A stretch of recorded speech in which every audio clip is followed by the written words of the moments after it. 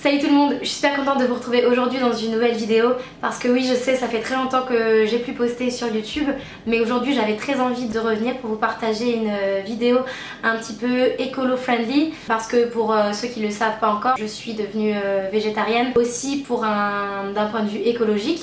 Donc je voulais vous présenter aujourd'hui, comme vous avez pu le voir dans le titre, mes 5 produits que je n'achète plus en fait.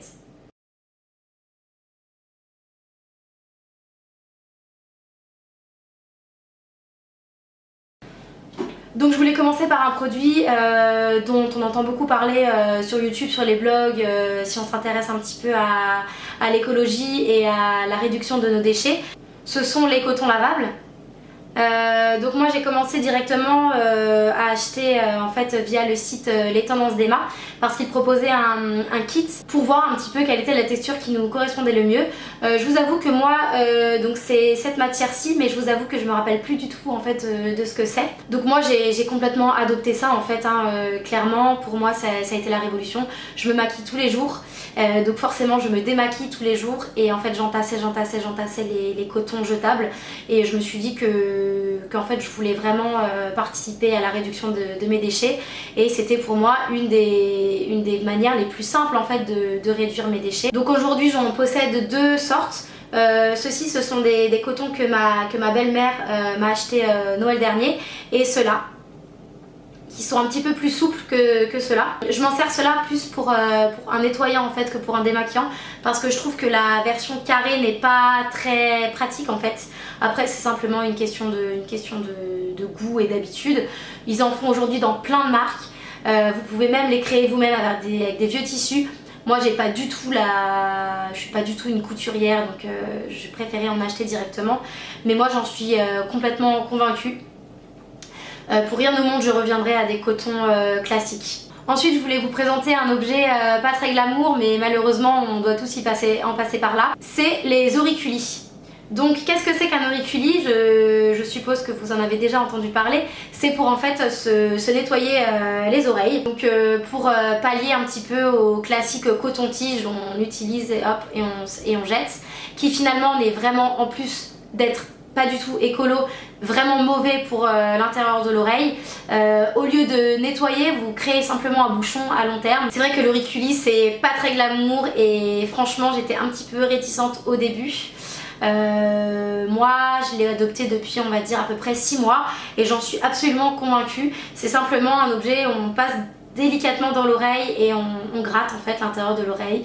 Voilà, je suis désolée de vous l'apprendre mais je me lave aussi les oreilles et c'est absolument pas glamour. Moi j'ai opté pour ceux de chez l'Amazona que j'avais acheté à la Veggie World en avril dernier il me semble. Donc c'est un auriculi en bambou, il en existe aussi en inox. Mon copain à lui a préféré la version en inox. Moi j'aime beaucoup cette version-ci. Donc vous nettoyez l'oreille et ensuite vous nettoyez, vous séchez, hop et voilà c'est réglé. Pour ce qui est de la période préférée des filles dans le mois, c'était bien sûr ironique. Vous n'êtes pas sans savoir que les filles ont leurs règles de manière naturelle tous les mois. On consomme énormément de serviettes, de tampons qu'on jette du coup. C'est une plaie écologique au niveau des déchets. Donc moi ça fait maintenant franchement bien 6 ans que je n'utilise plus de tampons, plus de serviettes et que j'ai opté pour la cup menstruelle. Par mesure d'intimité si je peux dire ça comme ça, je vous montrerai pas la mienne mais il suffit de chercher cup menstruelle sur Google et vous trouverez plein de photos pour voir à quoi ça ressemble si vous ne savez pas déjà. Pourquoi j'ai choisi du coup de passer à la cup menstruelle? Simplement parce que j'en avais marre en fait de consommer des tampons d'un point de vue déchets dans un premier lieu et ensuite parce qu'il y a eu toute cette vague d'informations qu'on a eu sur les tampons qui étaient blanchis au chlore, qui étaient infestés de trucs un peu dégueulasses pour sa flore vaginale. Donc en plus d'être un point très fort au niveau écologique, c'est un point très fort d'un point de vue de son corps, de sa santé, parce qu'on ne se met plus des trucs à l'intérieur de soi dégueulasses. Pour parler un peu du principe, c'est une coupe qu'on plie, qu'on insère à l'intérieur de son vagin et on peut garder ça entre 8 et 12 heures tout dépend de votre flux et qu'on enlève au milieu ou à la fin de la journée et on la nettoie dans un lavabo ou sous sa douche. C'est vrai qu'au début c'est un petit peu particulier parce qu'on est confronté à son sang directement, on doit nettoyer. Après ça fait partie de soi, je pense qu'il faut arrêter de penser que ce qui sort de soi c'est forcément dégoûtant. Et aujourd'hui moi clairement je ne me verrai plus faire sans. Bah écoutez, je suis désolée, ça parle beaucoup d'hygiène et de salle de bain dans cette vidéo, mais parce que j'ai l'impression que c'est les moyens que j'ai trouvés les plus faciles à intégrer dans une routine écolo dans un premier temps.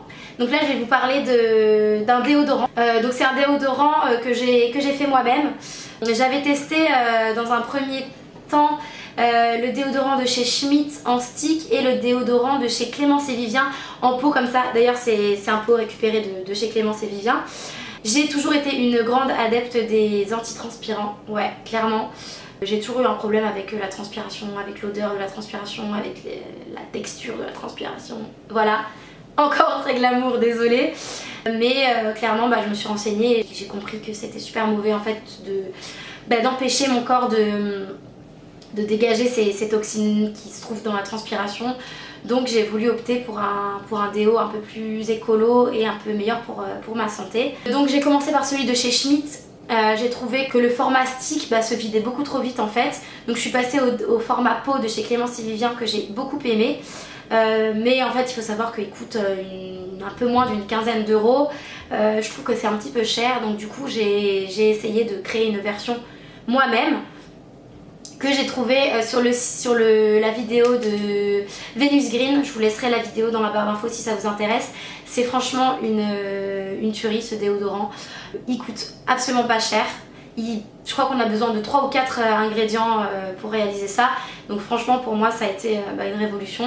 Là ça fait un peu plus d'un mois que je teste celui-ci et franchement il n'y a aucune odeur, mais genre aucune odeur. Je sors de la salle de sport, il n'y a aucune odeur, je passe ma journée, il n'y a aucune odeur. C'est génial. Et dernier produit que je vais vous présenter dans cette vidéo, c'est un dentifrice. Donc j'ai arrêté d'acheter des dentifrices conventionnels il y a quelques mois. Franchement ça n'a pas été super simple parce que on a un peu des idées reçues sur les dentifrices, comme quoi il faut que ça mousse, il faut que ça sente bon, il faut que ça laisse la laine fraîche, voilà. Et j'ai opté du coup pour le dentifrice de chez Pachamamaï Black is Black. Donc là c'est un dentifrice noir. J'ai essayé de pas en faire partout, voilà. Donc en fait c'est du charbon.